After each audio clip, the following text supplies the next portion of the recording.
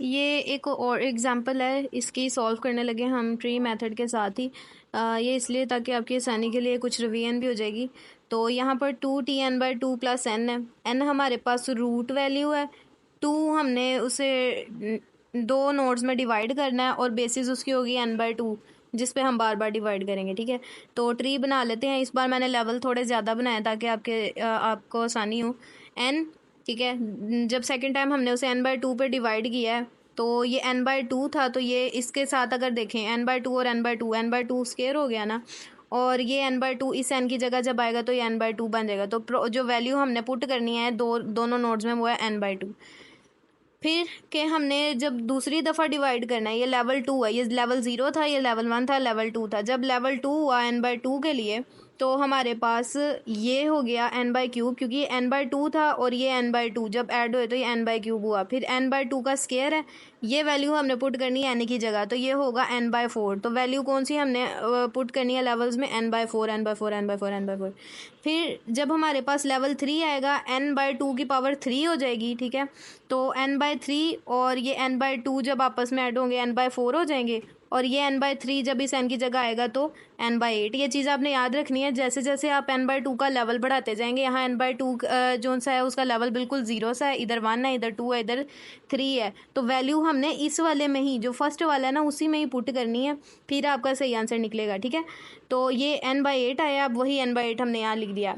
इसी तरह जैसे n/2 की पावर 1 थी, 2 थी, 3 थी, जब पावर इसकी k होगी तो ये n/2 की पावर k होगी। और हमने कहा था कि जहाँ पर हमारे पास ये वैल्यू होती है उसकी हमारे पास वैल्यू 1 होती जाएगी, क्योंकि जब हमने वैल्यू ऑफ k फाइंड करनी है तो हम n/2k को किसके बराबर रखते हैं, 1 के।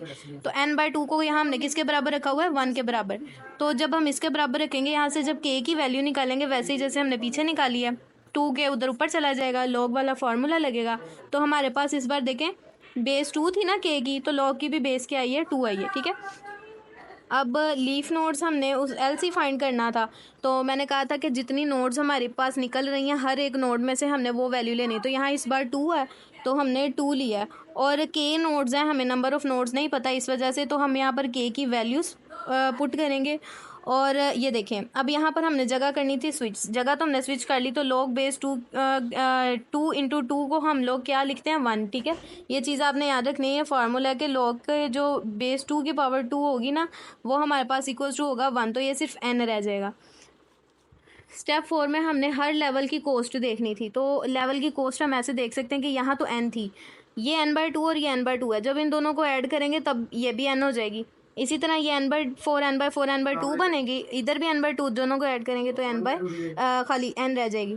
इसी तरह ये भी n, यानी कि हर लेवल पर n आ रही है। और जब हम kth नोड पर चले जाएंगे ना तो फिर ये kn हो जाएगी। अब 5th स्टेप में हमने इन सबको ऐड करना था, n n n n n और kn। ठीक है, इनमें से n कॉमन निकाल लेते हैं तो ये 1 + 1 + 1 हो जाएगा। ठीक है, अब ये जो k है एक कांस्टेंट है, बिगर कांस्टेंट है, इसलिए ये इन सब को क्या करेगा, अपने अंदर ही एब्जॉर्ब कर लेगा, तो ये खाली k रह जाएगा। तो n k हमारे पास IC की वैल्यू बन रही है, और k की हमने पीछे एक वैल्यू निकाली थी, वही हम यहाँ पर पुट कर लेंगे, तो ये टोटल बन जाएगा n log n। ठीक है, अब कम्प्लेक्सिटी के लिए LC और IC दोनों को ऐड करना होता है। LC हमारे पास था n और IC था n log n। तो बिग O जब निकालेंगे तो order of n + n log n आएगा, जिसमें से dominating term n log n की है।